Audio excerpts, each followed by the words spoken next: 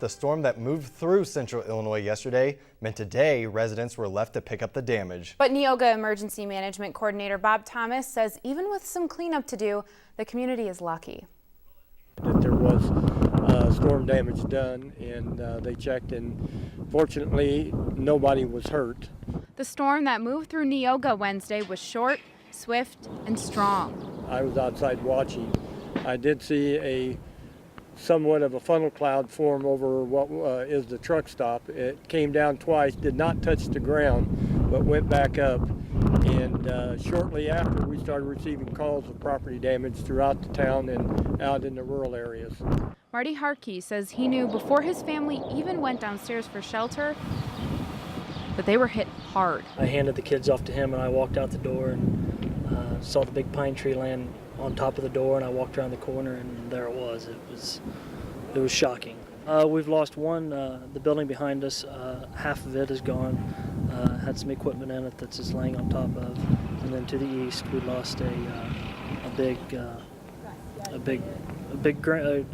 was a big barn. It's old. I don't know how old it is. It's several years old. But in the small town of Neoga, help came from all directions. We've had several helpers today, other farmers, other community members. The grocery store uptown brought some breakfast by. And Harkes says at the end of the day, the buildings may mean a lot to him. The building to the east was here when Grandpa bought the place. And it's got a lot of stories behind it. He could have lost much more. But recovery-wise, that's the hard part, but yet it's the easy part because it's not our homes and it's our farm, but yet it's replaceable.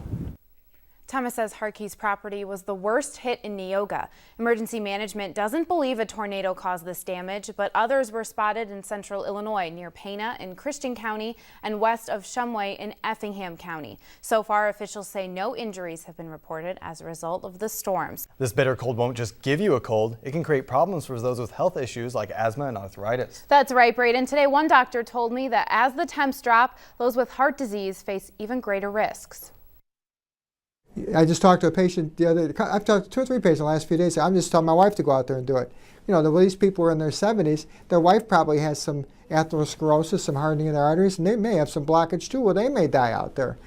Dr. Tom Cahill is a cardiologist at Sarah Bush Lincoln Health Center and has handled cases where a person is shoveling and has a sudden heart attack. Found him face down in the snow, and luckily he lived through it.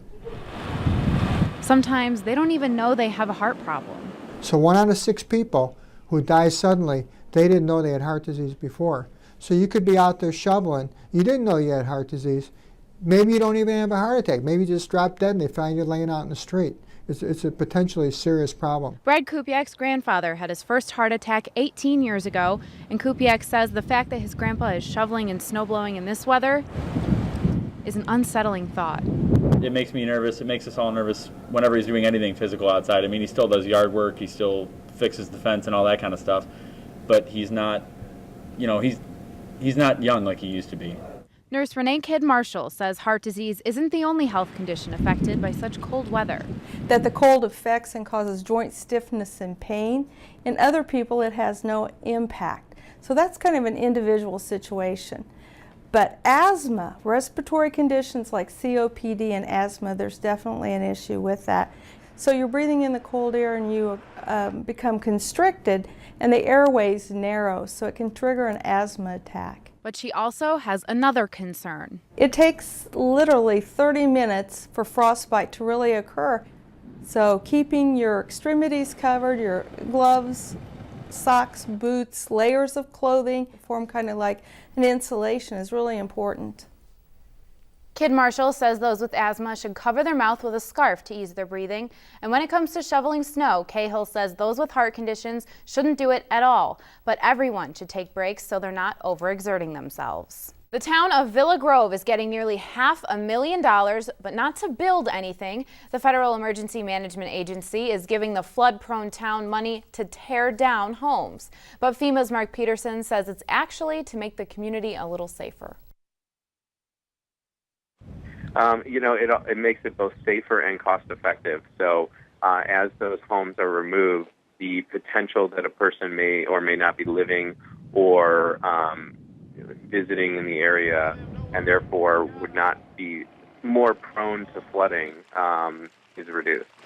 Not be able to tell because of all the snow, but behind me is the Emberall River, and Villa Grove Mayor Terry Harbin says the flooding it brings in the warmer months is nothing new. It was in 1996 that we received any grant money, and we had some properties disposed of.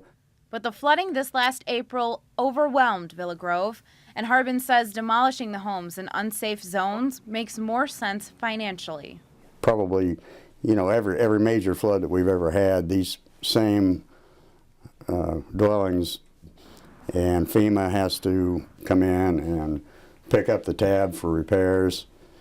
And so in the long run, they figure, it's probably going to be cheaper for us just to buy these properties out as to continue paying year in, year out. FEMA plans to demolish at least 5 homes and the Villa Grove Community Center, but residents do have a choice in the matter. The appraiser will do a pre-flood, do a comp, take a look at the properties in the area like any appraiser would for a piece of property, and offer them, tell them what he believes the fair market value was pre-flood.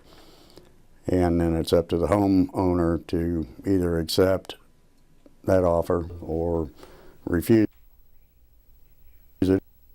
Harbin says he expects at least 3 homeowners to sell immediately, but he adds that in 1996, the same process took over 3 years.